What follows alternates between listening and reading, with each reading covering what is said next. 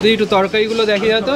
এটা ঘুগনি, আচ্ছা এটা ডাল, আচ্ছা এটা আলুর তরকারি, একদম লাইট আছে আলুর তরকারি। আর এটা হলো ডিম কষা আলুর দম।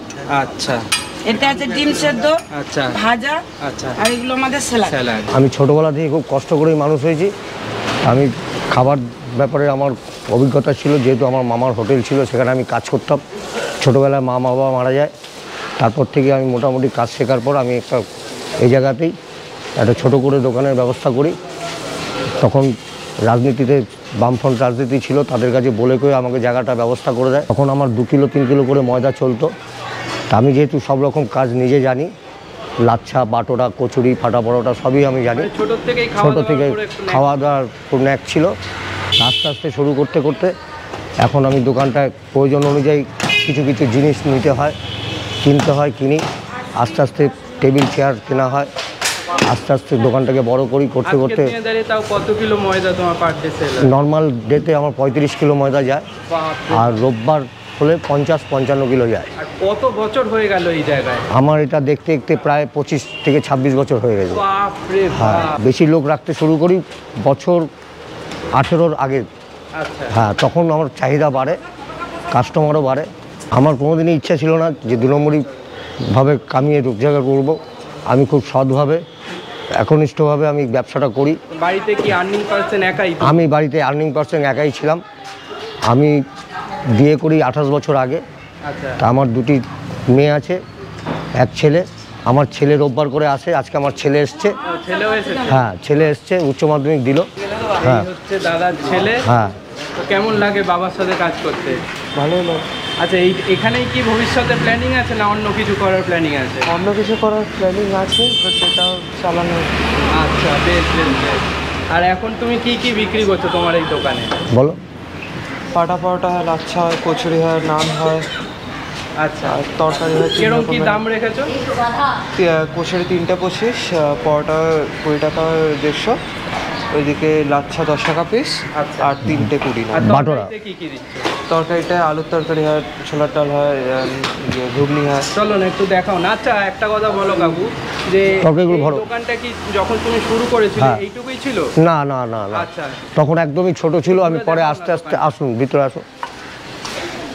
এই হচ্ছে এখানে তোমরা দেখতে পাচ্ছ বসে সব খাওয়া দাওয়া। তখন এখানে ছোট টাইপের এতটুকু ছিল।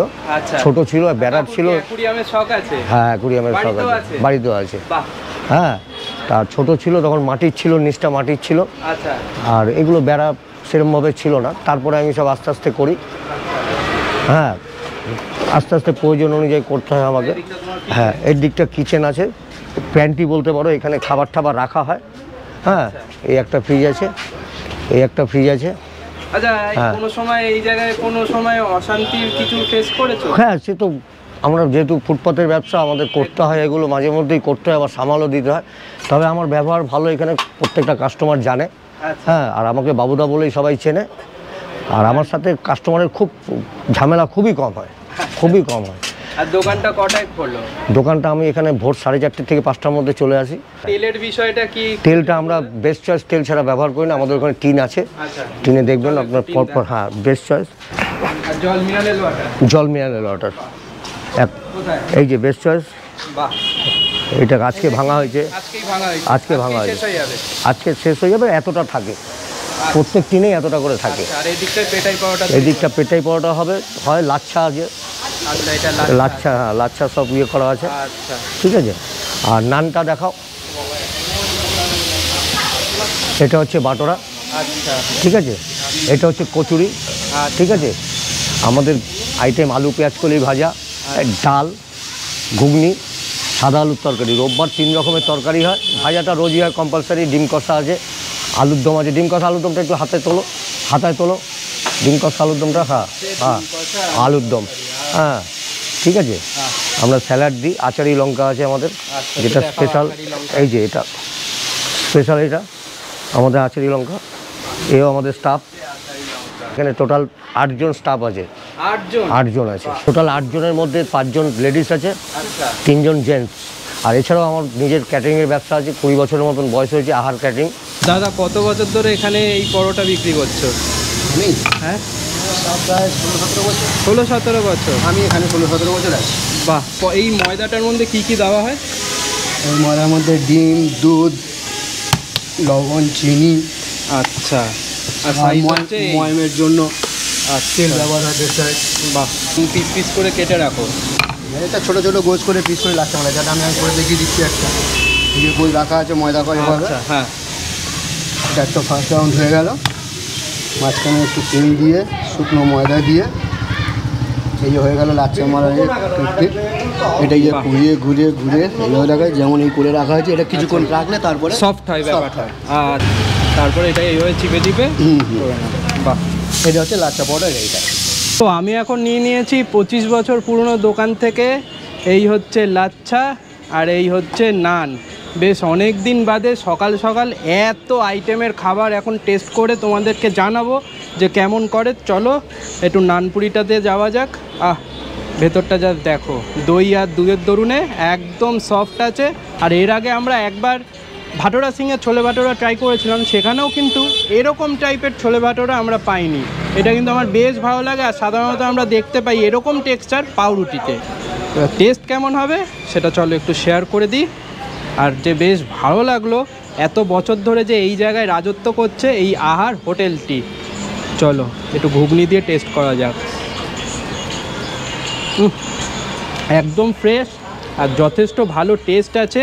এই যে ঘুগনি আর আলু একদম ঠিকঠাক সিদ্ধ হয়েছে, বেশ ভালো লাগলো। তো চলো এবার একটু লাচ্ছাটা ট্রাই করি।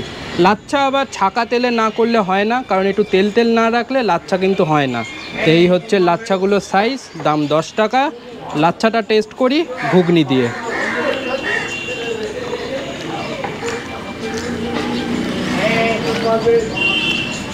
লাচ্ছাটা একটু মিষ্টিদায়ক আছে আর তরকারিটা একটু ঝালদায়ক আছে, তার ধরনের টেস্টটা বেশ ভালো লাগছে। আর একদম সফট আছে, হালকা ফুলের মতন সফট আছে। চলো এবার একটু টেস্ট করা যাক সাদা আলুর তরকারিটা। এই হচ্ছে কালারটা, তোমরা দেখতেই পাচ্ছ। বেশ ভালো টেস্ট আর একদম ফ্রেশ, বেশ ভালো লাগছে এই তিনটে আইটেম টেস্ট করে। চলো এবার একটু ভাজাভুজিটার দিকে যাওয়া যাক। সাধারণত ভাজাভুজি আমরা আগেই টেস্ট করি, কিন্তু কোনটা দিয়ে কোনটা স্টার্ট করব বুঝতে পারছিলাম না। চলো, ভাজাভুজিতে অনেক সময় আমরা লক্ষ্য করে থাকি যে একটু তেলের গন্ধ থাকে, কিন্তু এখানে বিন্দু মাত্র তেলের একদম গন্ধ পেলাম না আর একদম ফ্রেশ আছে। চলো এবার একটু যাওয়া যাক ডিমটার বিষয়। না, একদম ঠিকঠাকই আছে, আলুটাও যথেষ্ট সফট আছে। টেস্ট কিন্তু এক কথায় তুখার। জানি না ভিডিওটার ভিউজ কত যাবে। যদি ভালো যায় তাহলে এই দোকানের দুপুরের খাওয়া দাওয়ারের বিষয়টা নিয়েও তোমাদের সামনে আসবো। আর আশা করি তোমাদের এরকম টাইপের কন্টেন্টগুলো ভালো লাগছে। ভালো লাগলে তো অবশ্যই লাইক, কমেন্ট অ্যান্ড সাবস্ক্রাইব। আর হ্যাঁ, বেল আইকনটাও ক্লিক করে দিও। Till then signing off, tata. Next content নিয়ে খুব জলদি দেখা হচ্ছে।